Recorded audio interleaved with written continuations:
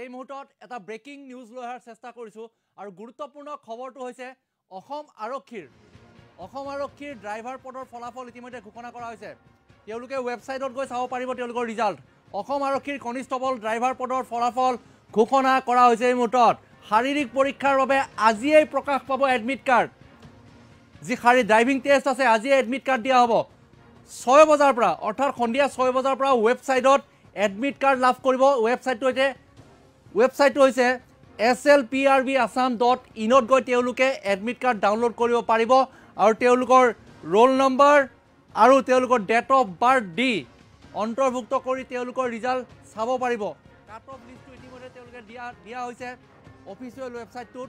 10 March তাৰিখৰ পৰা driving test আছে।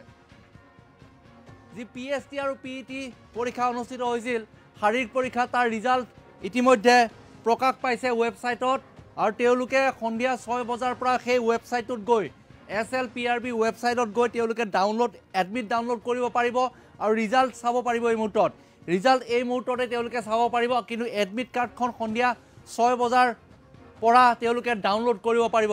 কনিষ্টবল পদৰ ড্ৰাইভাৰৰ প্ৰায় 600ৰো অধিকটা পদ আছিলে। সেই পদৰ যি ৰিজাল্ট ইতিমধ্যে ৱেবছাইটত প্ৰকাশ পাইছে। slprbassam.in গৈ তেওঁলোকে মোবাইলৰ পৰাই নিজৰ ৰিজাল্ট চাব পাৰিব। অসম আৰক্ষীৰ ড্ৰাইভাৰ পদৰ ফলাফল এই মুহূৰ্তত ঘোষণা কৰা হৈছে।